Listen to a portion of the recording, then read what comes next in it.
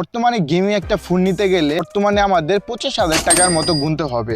ঠিক সেই মুহূর্তে যদি আপনার হাতে 17 থেকে 18,000 টাকা বাজেটের ভিতরে একটা গেমিং ফোন পেয়ে যান, তাহলে ব্যাপারটা কেমন হবে? 9 মাস রাপ ইউজ করে কি কি মজা পাইছি এবং এই ফোনটি থেকে আমরা কি কি প্রবলেম ফেস করছি, সকল বিষয় কিন্তু আজকের ভিডিওর ভিতরে আমি উন্মোচন করব। তো আজকের ভিডিওতে থাকছে যে আপনার জন্য সেকেন্ড হ্যান্ড ফোন বেটার হবে না নিউ ফোনটা কেনা বেটার হবে, এবং সেকেন্ড হ্যান্ড ফোন কিনলে কোথা থেকে কিনতে পারবেন সবচেয়ে ফ্রেশ কন্ডিশন, এবং আমার বিশ্বস্ত একটা প্ল্যাটফর্ম আপনাদেরকে শেয়ার করব। তো iQOO Z10X কম বাজেটের ভিতরে গেমিং ফোন হিসেবে পরিচিত লাভ করছে iQOO Z10X। 6500 mAh এর ব্যাটারি, UFS 3.1 এবং মিডিয়াটেকের ডায়মন্ডসিটি 7300 2.5 GHz এর একটা প্রসেসর রয়েছে এই ফোনটির ভিতরে, যা এই বাজেটে কম্পিটিটর ফোনগুলোর থেকে এই ফোনটিকে আলাদা করেছে। পিছনে ব্যাকশেলের দিকে যদি আমরা তাকাই, সলিড প্লাস্টিক দিয়ে এর ব্যাকশেলটা তৈরি, বেশি একটা হার্ড না।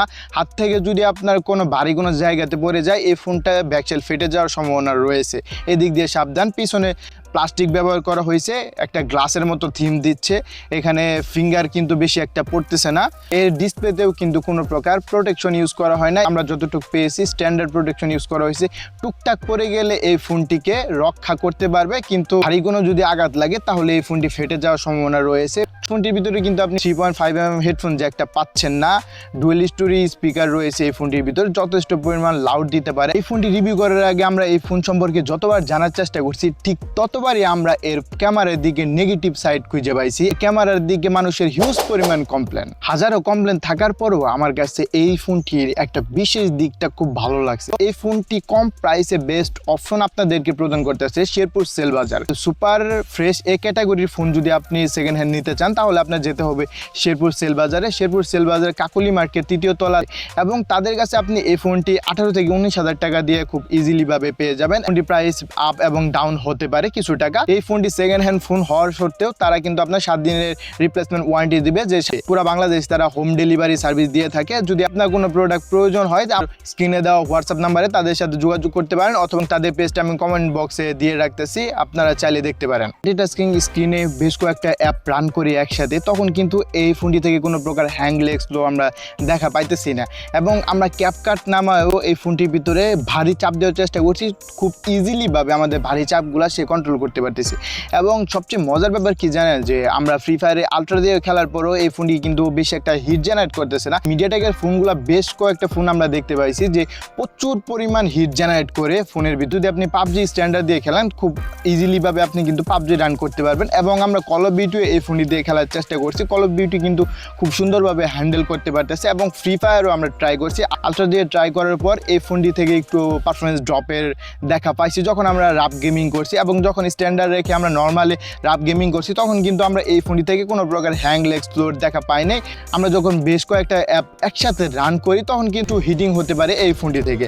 এবং আমরা যখন ফ্রি ফায়ারটা রাপ গেমিং করি, তখন কিন্তু 60 FPS মতো স্ট্যান্ডার্ড রাখার চেষ্টা করতেছে এই ফোনটি থেকে। 120 হার্টসের একটা পারফরমেন্স পাইছে এই ডিসপ্লে থেকে। ফোনের ডিসপ্লে হিসেবে ব্যবহার করা হয়েছে IPS ফুল HD প্লাস একটা ডিসপ্লে, যে ডিসপ্লে রেজুলেশন হলো 80/2100 রেজুলেশন। ফোনের ব্রাইটনেস প্রদান করতেছে 1050।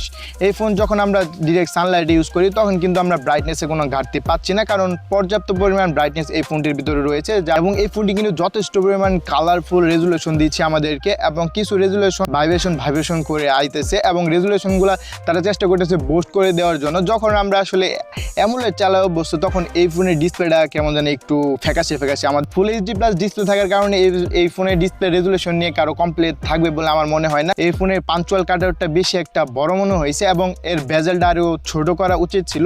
আর একটু ন্যারো বেজেল করতে পারলে আমাদের কাছে মনে হইতো যে ডিসপ্লেটা ধরে এবং ইউজ করে আমরা খুব কমফোর্টেবলভাবে ইউজ করতে পারতাম। এই ফোনটি কিন্তু আপনি খুব ইজিলিভাবে এক হাত দিয়ে ইউজ করতে পারবেন। এই ফোনের ভিতরে ভ্যাপার কুলিং চেম্বার ইউজ করা হয়েছে, এবং এই ফোন আমাদের হাতে যেটা আছে 6GB র্যাম এবং 128GB স্টোরেজ, এবং স্টোরেজ টাইপ হিসেবে দেওয়া হয়েছে UFS 3.1, এবং এই ফোনের র্যাম ম্যানেজমেন্ট হিসেবে দেওয়া হয়েছে LPDDR4X।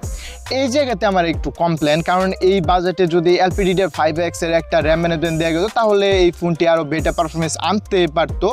এবং UFS 3.1 এই বাজেটের ভিতরে আসলে সচরাচর আমরা দেখা পাই না, সর্বোচ্চ 2.2 UFS টাইপ দেখা পাই। এই জিনিসটা আসলে এই ফোনটিকে কম্পিটিটর ব্র্যান্ডের থেকে একটু আলাদা করার চেষ্টা করছে। যতটা ফ্ল্যাগশিপ এই ফোনটি নিয়ে ভাবছি, ততটা আসলে এর ক্যামেরা থেকে আমরা পারফরমেন্স পাই পাইনি। যখন আমরা সর্বোচ্চ এই ফোনে ভিডিও রেকর্ড করি 4K/30 fps পর্যন্ত এই ফোনটি থেকে ভিডিও রেকর্ড করা যায় এবং এই ফোনটি স্টেবিলাইজেশন এক্সট্রাভাবে দেওয়া আছে। যখন আপনি স্টেবিলাইজেশন অন করবেন তখন কিন্তু এই ফোনটি থেকে আপনি স্টেবল একটা ভিডিও পাবেন, আর যখন আপনি স্টেবিলাইজেশন থাকবে না তখন প্রচুর পরিমাণ ভাইব্রেট করতেছে এই ফোনটি ক্যামেরা থেকে। এবং এই ফোনটি একটি মাত্র ক্যামেরা, প্রাইমারি ক্যামেরা হলো 15 মেগাপিক্সেল একটা main camera, 2 megapixel depth sensor, বেশ কয়েকটা পিকচার তুলছি। এই ফোনটির পিকচারের ভিতরে আমরা ডিটেলসে অনেক ঘাটতি পাইছি। ডাইনামিক রেঞ্জ মোটামুটি ধরতে পারে। নাইট মোডে যখন আমরা একটু ছবি তুলছি তখন এভারেজ ছবি তুলতে পারছে, এবং যখন আমরা ভিডিও করছি তখন ভিডিওর ভিতরে কিন্তু প্রচুর পরিমাণ পিছনে সাইডে ডার্কনেস আমরা দেখতে পাইছি। যখন এটা প্রোটেক্ট মোডে আমরা ছবি তোলা হয় তখন 1x এ থাকে না, 1.35 পর্যন্ত এই জুমে চলে যায়, এবং এই ফোনটি অপটিক্যাল জুম হিসেবে দেওয়া হয়েছে 2x। এবং মেন ক্যামেরা 15 মেগাপিক্সেল ক্যামেরা দিয়ে মোটামুটি ভালো একটা আউটপুট আসলেও আমরা সেলফি ক্যামেরা নিয়ে খুবই হতাশ, কারণ সেলফি ক্যামেরা যখন আমরা ছবি তুলি তখন আমাদের ছবি না রেখে আরও বোস্ট করে দেয়, সাদা সাদা একটা ভাব দেখা গেছে ফেসের ভিতরে, এবং ফেস টোনটাকে একটু স্মুথ করার দেওয়ার চেষ্টা করে। এবং 8 মেগাপিক্সেল এই ফোনের ভিতরে একটা সেলফি ক্যামেরা দিয়েছে, 1080x30 fps পর্যন্ত এই ফোনটি দিয়ে আপনি ভিডিও করতে পারবেন।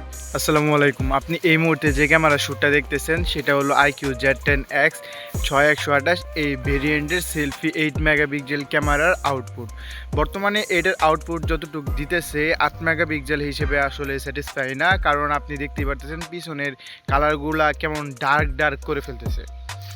এবং এটার আপনি যে ভয়েসটা শুনতেছেন সেটাও হলো আপনার IQ Z10X এর আউটপুট ভয়েস। ক্যামেরা থেকে কিন্তু আমরা বেশি একটা ভালো পারফরমেন্স পাইনি, কারণ এই ফোনটি ক্যামেরা সেন্ট্রিক না, এই ফোনটি হলো ডিরেক্ট গেমিং সেন্ট্রিক একটা ফোন। যারা কম বাজেটের ভিতরে বেস্ট একটা গেমিং অপশন খুঁজতেছেন তাদের জন্য IQ Z10X হতে পারে বেস্ট একটা অপশন। এবং এই ফোনটি সবচেয়ে খারাপ লাগার দিক কোনটা জানেন, যে এই ফোনটির ভিতরে কিন্তু কোনো প্রকার মেমোরি স্লট ইউজ করা যায় না।